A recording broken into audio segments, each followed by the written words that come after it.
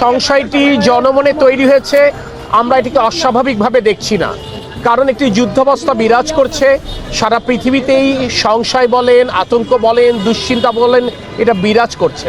স্বাভাবিকভাবে এই সংশয়টা রয়েছে, কিন্তু আমি সরকারের পক্ষ থেকে আপনাদের মাধ্যমে জনগণকে আশ্বস্ত করতে চাই, জ্বালানি সরবরাহ নিয়ে আমি মনে করি তাদের দুশ্চিন্তা হবার মতো কোনো কারণ নেই। আমি দায়িত্ব নিয়ে বলছি, আমাদের কাছে যেটুকু মজুত আছে এবং আগামী সপ্তাহে আমাদের যে কার্গোগুলো ভেটবার জন্য আমরা কনফার্মেশন পেয়েছি, আমি দায়িত্ব নিয়ে বলছি যে জ্বালানি নিয়ে কোনো সংকট হবে না সরবরাহের ক্ষেত্রে। কিন্তু আপনারা নিজেরা জানেন, গণমাধ্যম এটা আপনারা তুলে ধরেছেন, গত কয়েকদিনে স্বাভাবিক যেটুকু চাহিদা থাকে তার থেকে 2 থেকে 3 গুণ কিন্তু আমরা সাপ্লাই দিয়েছি, তারপরে কিন্তু এরকমের একটি অস্থিরতা আমরা দেখা যাচ্ছে।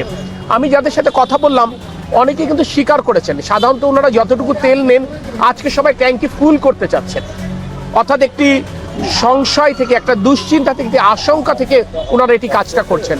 আমি তাদেরকে এটুকু বোঝাবার চেষ্টা করেছি যে দুশ্চিন্তা করবার কোনো কারণ নেই, আতঙ্কিত হবার মতো কারণ নেই। আমি গণমাধ্যমের সহায়তা চাচ্ছি, তারাও যেন এই সঠিক তথ্যটা তুলে ধরে। আমরা যদি সকলে স্বাভাবিক থাকবার চেষ্টা করি তাহলে ইনশাল্লাহ এই সংকট এখনও নেই, ভবিষ্যতে তৈরি হবার মতো আমি কোনো আশঙ্কা অনুভব করছি না, কারণ আমাদের যে মজুদ আছে এবং আমাদের যে পাইপলাইনে যে কার্গোগুলো আছে ইনশাল্লাহ এটা আমরা মিট করতে পারবো। কিন্তু আমি সবাইকে এই কথাটি বলবো যে জনগণের ভোটে নির্বাচিত সরকার জনগণের দুঃখ দুর্দশা এবং দুর্ভোগ কমানোর জন্য সর্বতোভাবে সচেষ্ট রয়েছে। আজকে ছুটির দিন আপনি দেখছেন আমার পাশে জ্বালানি এবং খনিজ সম্পদ মন্ত্রণালয়ের সচিব দণ্ডায়মান, আমার বাম দিকে বিপিসি চেয়ারম্যান মহোদয় দণ্ডায়মান।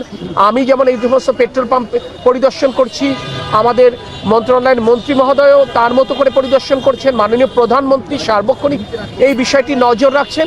তো আমরা আশ্বস্ত করতে চাই আপনাদের মাধ্যমে বাংলাদেশের জনগণকে, দুশ্চিন্তাগ্রস্ত হওয়ার কোনো কারণ নেই। আমরা যদি আমাদের স্বাভাবিক চাহিদা অনুযায়ী আমরা তেল নেই পেট্রোল পাম্প থেকে, আমি মনে করি সংকট আগামীতে হবে না ইনশাআল্লাহ। মাননীয় প্রতিমন্ত্রী, দাম বাড়ার কোনো সম্ভাবনা আছে কিনা? প্রথম কথা হচ্ছে আপনারা নিজেরা জানেন আন্তর্জাতিক বাজারে অস্বাভাবিক মূল্য বৃদ্ধি পেয়েছে।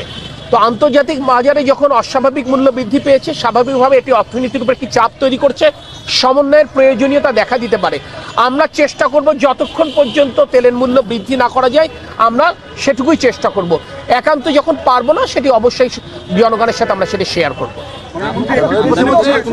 এই সুযোগটাকে কাজে লাগিয়ে তেল কম দিচ্ছে, 200 টাকা বেশি তেল দিচ্ছে না, ঘন্টার পর ঘন্টা পাম্প বন্ধ করে রাখছে, তাদের বিষয়ে আপনাদের না, আমি প্রথম কথা হচ্ছে এই পেট্রোল পাম্পে যিনি ম্যানেজার সাহেব, তার ব্যবস্থাপক, তার সাথে আমরা কথা বলেছি, উনি কিন্তু পাবলিকলি বলছেন যে ওনাদের কাছে পর্যাপ্ত তেল আছে এবং ওনারা যে যতটুকু চাচ্ছেন ততটুকুই দিচ্ছেন।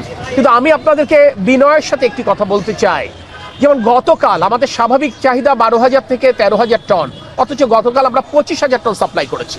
তার আগের দিন প্রায় 24,000 টন গেছে। For what reason? মানুষ আতঙ্কিত হয়েই তো এই কাজটা করতেছে, হোর্ডিং করছে, এর মধ্যে কোনো অসাধু ব্যবসায়ী থাকতে পারে। আমরা দেখতেছি জার্ডিকানে করে তারা ভরে নিয়ে গেছে।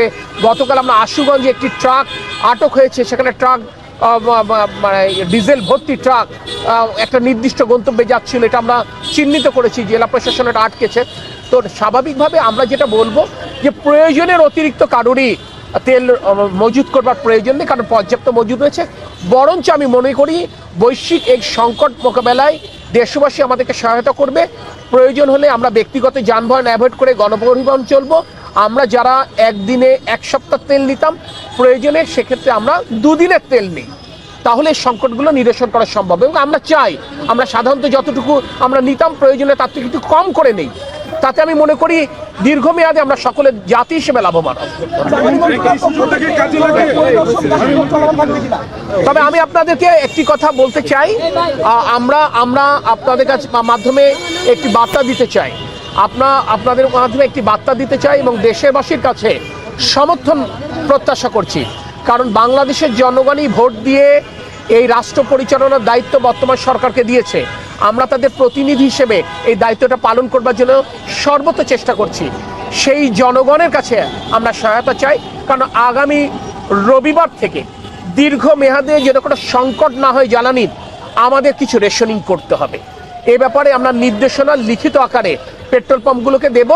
আমি গণমাধ্যমের সহায়তা চাই এবং আপনাদের মাধ্যমে জনগণের সহায়তা চাই, এইখানে যদি আমরা সবাই মিলে একসাথে কাজ করতে পারি, দীর্ঘমেয়াদে ইনশাল্লাহ বাংলাদেশে জ্বালানি সরবরাহের সংকট হবে না। ধন্যবাদ।